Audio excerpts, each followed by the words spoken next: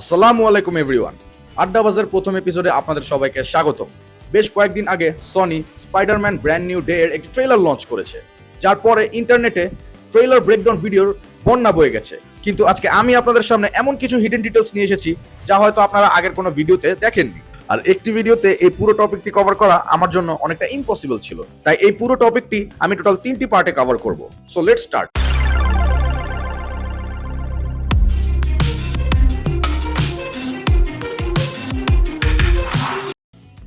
এইটা হয়তো সবচেয়ে বেশি কমিক অ্যাকুরেট স্পাইডারম্যান মুভি হতে চলেছে। For the first time it feels like a solo Spiderman movie.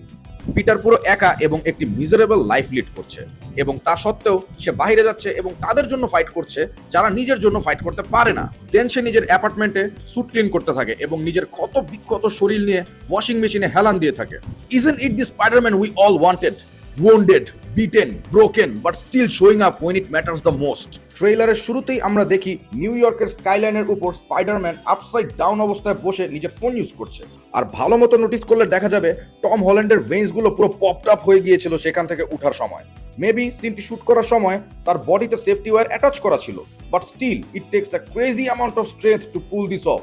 তাই টম হল্যান্ডের এতটুকু প্রশংসা তো আমাদের করাই লাগে। এরপর তার ফোনের দিকে তাকালে আমরা দেখতে পারি পিটার নেড এবং এমজে এর ইনস্টাগ্রাম রিলস চেক আউট করছে। আর নেডের ইনস্টাগ্রাম অ্যাকাউন্টের নাম দ্য গ্রেটফুল নেড 42, আর তার 2800 ফলোয়ার্স আছে। কিন্তু বুঝলাম না, ফলোয়ার্সের তুলনায় ওর লাইক আর শেয়ারস অনেক বেশি আসছে ভাই। এনিওয়েজ, আর একটু নিচের দিকে লক্ষ্য করলে আমরা দেখব যেখানে পিটারের প্রোফাইল পিকচার থাকার কথা সেখানে প্রোফাইল আইকন উঠে আছে। এর দ্বারা বোঝা যায় পিটারের ইনস্টাগ্রাম অ্যাকাউন্টে কোনো প্রোফাইল ফটো নেই। এই শটটায় পারপাসফুলি তার ওয়েব শুটার্স দেখানো হয়েছে, যাতে করে যখন সে নিজের অর্গ্যানিক ওয়েব ইউজ করবে আমরা সেটাকে ধরে ফেলতে পারি।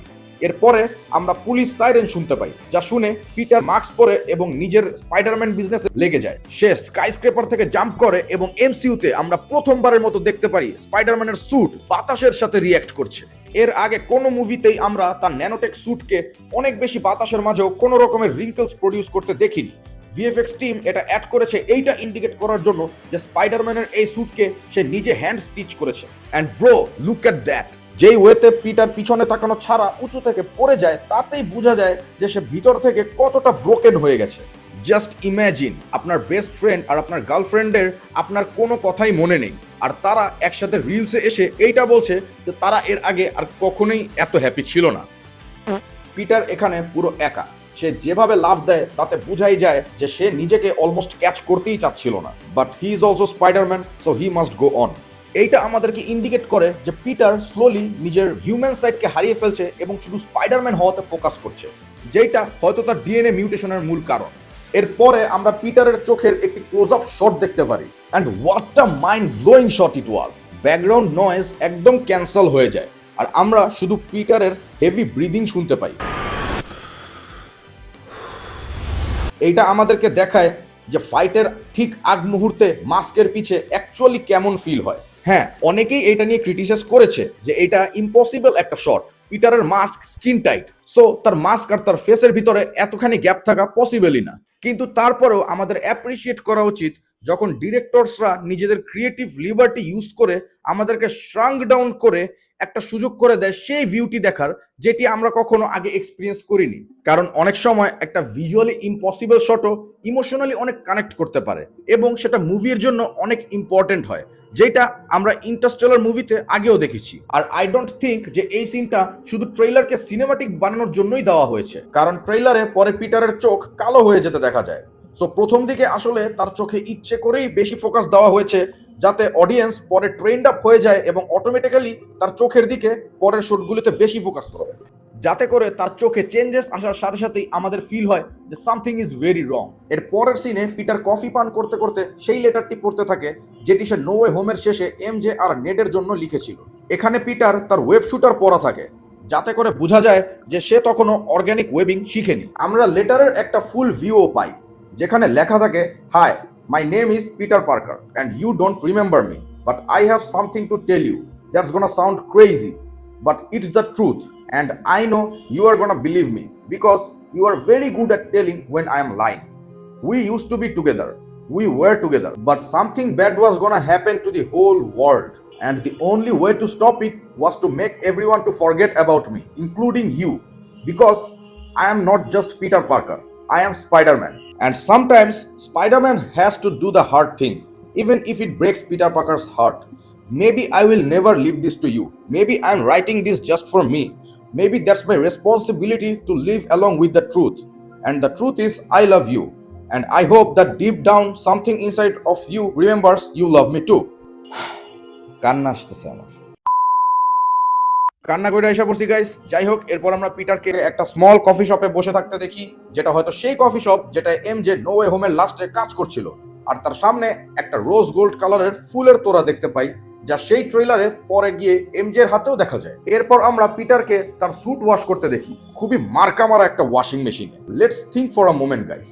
পিটার একটা জিনিয়াস কিড যে খুব যত্নে বড় হয়েছে আন্ট মেয়ের দ্বারা, আর 15 বছর বয়সে সে স্পাইডারম্যান হয়। সে যাকে আইডল ভাবতো সে আলটিমেটলি তার মেন্টর হয়, not just a mentor but almost a father figure, যার ফলে পিটারের কাছে তার মাল্টি-বিলিয়ন ডলারের টেকেরও অ্যাক্সেস থাকে। পিটারের লাইফে এমন এমন মানুষ থাকে সব সময় যারা মেক শিওর করে যে মানি and resources is not a problem. But now Tony is গন।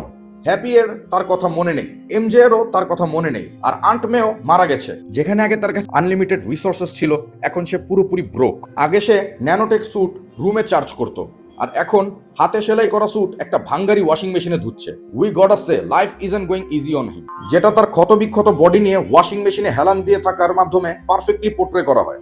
আর ঠিক এই কারণেই Spiderman is the greatest super hero to ever exist. সে ওই ইভিলদের সাথে ফাইট করে যাদের সাথে আমরা উইশ করতাম যে আমরা ফাইট করি। এরপরে সে নিজের অ্যাপার্টমেন্টে ফেরত এসে নিজের লন্ড্রি নিজেই করে, যা আমাদেরকে ফিল করায় he is one of us. এর পরের শটে আমরা স্পাইডারম্যানকে সিটি এর কি রিসিভ করতে দেখি, আর যেটা তাকে হ্যান্ড করে Sheila রেবেরা।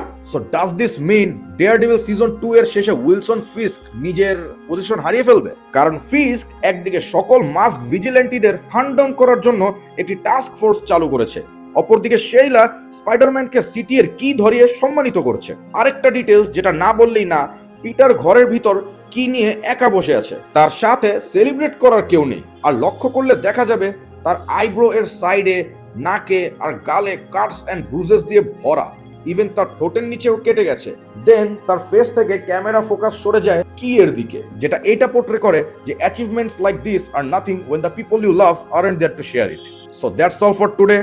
Stay tuned for the second part. যদি আপনারা এই ধরনের ভিডিও আরো চান তাহলে ভিডিওটিকে একটি লাইক করবেন এবং চ্যানেলটিকে সাবস্ক্রাইব করবেন। আসসালামু আলাইকুম everyone, this is Addabaz, your daily dose of entertainment.